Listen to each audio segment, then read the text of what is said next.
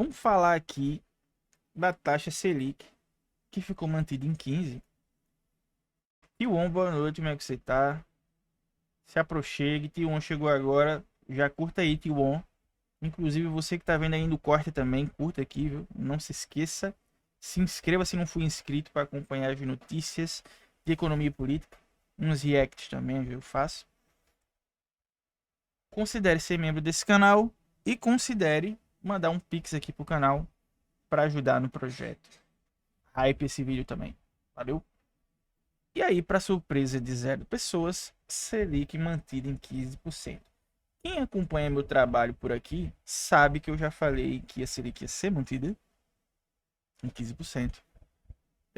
Principalmente na Folha em Foco. Na Folha em Foco que eu falo mais, que é mais um... A Folha em Foco tem a proposta jornalística, eu tenho que fazer o perfil jornal, né? E sempre trazer várias notícias e tal. Aqui eu tenho uma flexibilidade de às vezes vir trazer uns reacts e tal. Aí eu não falo tantas coisas a mais como de notícias como eu falo na Folha em Foco. Não que eu não traga notícias aqui, eu trago como essa que você tá vendo agora. Mas vamos lá. Eu já falei várias vezes por que ficaria em 15? Porque o mercado já vinha dizendo, olha, não dá para cortar porque ainda está subindo, risco inflacionário, piriri, pororó, mercado pressionando, todo mundo lá, eita, vai acabar o mundo. Porém, temos aí a famigerada data de 17 e 18 de março, também conhecida como próxima reunião da Selic, que está aí aguardada e cotada para ser o primeiro corte do ano.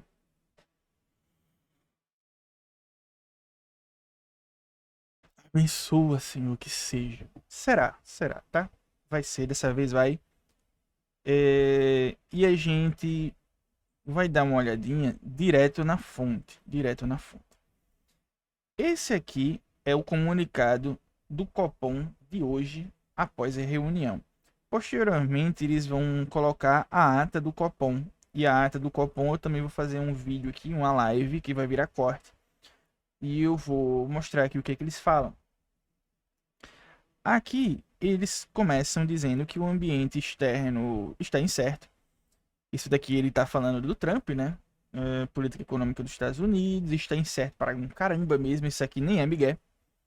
E o cenário realmente exige cautela. Beleza? Ok. Cenário doméstico. Aí que começa aqui a complicação na fala do Banco Central, que não é uma fala de uma pessoa só, é uma fala de... Agora eu esqueci quantos diretores tem, contando com o Galipo. Me lembrem aí vocês nos comentários aí, quantos que tem mesmo, eu esqueci. Enfim. E aí, a gente vai olhando aqui e vê que eles vão dando aquelas sinalizadas para o mercado. Quando, por exemplo, eles falam, olha, o mercado de trabalho ainda mostra sinal de resiliência. O que é que ele está dizendo aqui? Sem dourar a pílula, o Banco Central está dizendo que não conseguiu derrubar o emprego. Não conseguiu aumentar o desemprego. Basicamente é o que o Banco Central está dizendo aqui.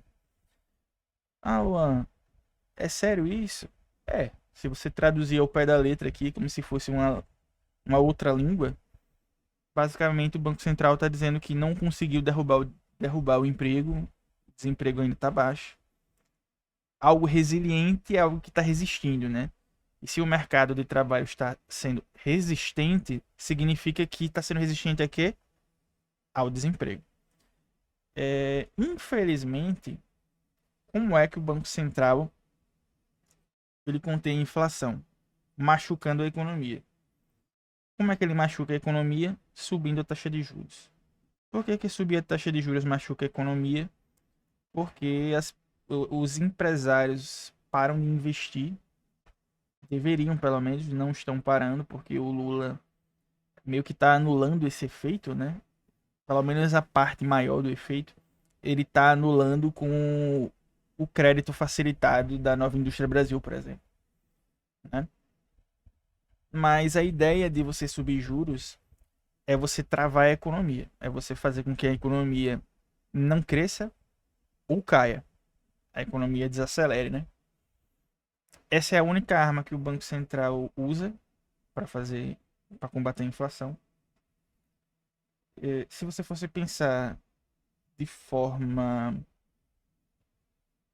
a se livrar dessas amarras, né, que a gente tem no sistema capitalista, da ideologia do neoliberalismo que permeia toda a sociedade e que rege a economia, independente de você ser de esquerda ou de direita. Num mundo ideal, o Banco Central ele deveria zelar pela geração de empregos, por exemplo, e ele faz o contrário, na verdade, né? Isso não é só o Banco Central daqui, isso é uma questão do Banco Central do mundo todo. Tirando um Banco Central do tipo. Tirando os bancos, a questão chinesa é outra história, tá? Não vamos falar de país socialista. Vamos falar de país capitalista. É comum o Banco Central atuar para gerar desemprego. Ele jamais vai falar que faz isso. Mas quando ele fala, olha, o mercado de trabalho ainda mostra sinal de resiliência, ele está dizendo, não estamos conseguindo gerar desemprego. Luan, você está sendo muito sincero. Eu estou falando como funciona o mundo, tá? É assim que funciona, infelizmente. E eu nem estou dizendo que a galera do Banco Central é malvada. É uma questão, galera, que para isso mudar, teria que mudar a configuração do modelo econômico. E quando eu falo modelo econômico, estou falando, o modelo do Lula. Não, estou falando o sistema, o modo de produção, sei lá.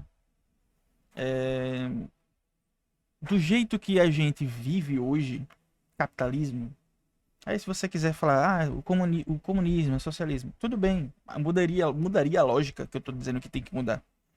Mas enquanto essa lógica não se alterar, a única forma que o Banco Central terá para diminuir a inflação vai ser subindo os juros e machucando a economia. Enfim, vocês sabem que eu não dou a pílula aqui, né? Mas eu também não fico falando questões morais. Isso é bonito, é feio. Não. Aqui a gente tá falando como as coisas funcionam. Aí eles falam das expectativas e ele fala do Boletim Focus. Veja, eu sempre trago aqui o Boletim Focus, ou melhor, eu sempre trago lá no na Folha em Foco. Eu acho que eu vou pegar o costume de fazer aqui também. E toda segunda trazer aqui pra gente bater esse papo, que eu acho importante trazer pro meu canal também. Que é a Folha em Foco. Ou melhor, o que é o Boletim Focus? O Boletim Focus é isso aqui. O Boletim Focus é o boletim que o Banco Central tem, que quem faz é o mercado de trabalho. Ou melhor, quem dera fosse o mercado de trabalho, né? É o mercado financeiro e as expectativas deles. E aqui tem inflação, PIB, câmbio, Selic. Isso daqui é o que dita o que o Banco Central vai fazer aqui. E aí, tanto é que ele vai falando e tal, ele dá muita importância para o que o Boletim Focus fala. E aí, sempre é um perfeito indicativo de se vai ter crescimento da Selic, se vai ter estagnação, se vai ter corte. Como também se vinha falando toda uma questão de como o mercado estava reagindo, por isso que eu já vinha dizendo da Folha em Foco, por exemplo. Olha, não vai ter corte, mas provavelmente vai ter no próximo, porque se fala inclusive aqui. Se eu não me engano, eles falam aqui. é, Deixa eu ver. Vou colocar aqui março. Deixa eu ver. Março. Não, não fala. Hum, Na verdade, eu imagino que eles falam em outro momento. Não. Eles falam aqui, na verdade, né? Opinião do mercado. Aqui. Me enganei, ó. Acredita que um corte na próxima reunião, né? 17 e 18 de março. E daqui para lá eu também trarei essas notícias. Mas eu quero que fique claro para vocês que a inflação sim está sob controle. E que toda essa conversinha aqui do Copom, eles sabem que não bate 100% com a realidade, mas eles, sabe aquele papo de falar para inglês ver? tá? Você pode, aí da sua casa, dizer: Luan, eu não acredito nisso. O que eu acredito é que o Banco Central é um traidor, que não sei o quê, que ele faz isso porque quer prejudicar o país, o Galípolo é um traidor e tal. Ou você pode botar os pés na realidade e enxergar o que está por trás desse movimento. E enxergar que, como eu sempre trago aqui, que há forças acima do Galípolo, acima de todos os diretores, que pressionam essas pessoas a não tomarem decisões que vão afetar o mercado. E tradicionalmente aqui falo de Selic, falo de Banco Central, falo dessa matéria aqui, aonde a economista-chefe, que é essa aqui, que é a Cassiana Fernandes, economista-chefe de JP Morgan, banco gigantesco dos Estados Unidos, que também é um grande gestor de ativos, ela falou aqui em 12 de 10 de 2025, 2 meses atrás, 3 meses atrás, que mudar a meta de inflação seria um erro grave e faria o Banco Central perder credibilidade. E, segundo ela, não tem justificativa para aumentar a meta. Óbvio que tem justificativa, mas aqui, quando a economista-chefe do JP Morgan fala, quem fala é a JP Morgan, tá? A economista-chefe é apenas um avatar selecionado para mandar uma indireta tanto para o Banco Central quanto para o governo Lula. Aqui, especificamente, ela está falando de meta de inflação. Então, a indireta aqui não foi apenas para o Banco Central, mas para o governo Lula. Porque enquanto o Banco Central ele define qual vai ser a taxa de juros em cada reunião, que é lá o Comitê de Política Monetária, que são os diretores, né, do Banco Central, quem decide qual vai ser a meta de inflação é o CMN, que é o Conselho Monetário Nacional. E o Conselho Monetário Nacional é composto por 3 pessoas: o presidente do Banco Central em exercício, que é o Galípolo, ministro da Fazenda, que é o Haddad, ministra do Planejamento, que é a Simone Tebet. Então, isso daqui não é nem indireta, é uma diretíssima, né? Para o Banco Central e para o governo. Dizer, ó, se vocês ousarem mudar a meta, vocês vão sofrer consequências. Vocês vão sofrer consequências. E aí eu digo para vocês, o que é que acontece? Vocês podem me perguntar, o que é que acontece se for contra, né? Bem, se for contra o mercado, um movimento certo de reação é a fuga de capitais. Ou seja, tirar os investimentos daqui, os investimentos em carteira e sair, né? Em portfólio, e sair, tá? Não são investimentos diretos, são investimentos em portfólio. Aí, pô, tira daqui. O que é que isso acontece? Escassez de dólar, crise cambial, dólar sobe, dólar dispara, inflação sobe porque tem muito preço, tem muita coisa aqui dolarizada, né, indiretamente, como os alimentos, né? Todo tipo de commodity ela sofreria um abalo para cima, porque o pessoal que exporta, ele teria muito mais incentivo de exportar o pouco que ele vende aqui para fora. Ia pressionar os preços para cima, ia ser um caos. Gasolina ia aumentar também porque parte dela é dolarizada porque importa. Não é toda ela, é um percentual baixo. Chuto que uns 18, 20%, mas 18, 20% que seria aumentado por causa do aumento do dólar, que teríamos aí uma crise cambial certamente se a gente ousasse ir contra certas ameaças do mercado.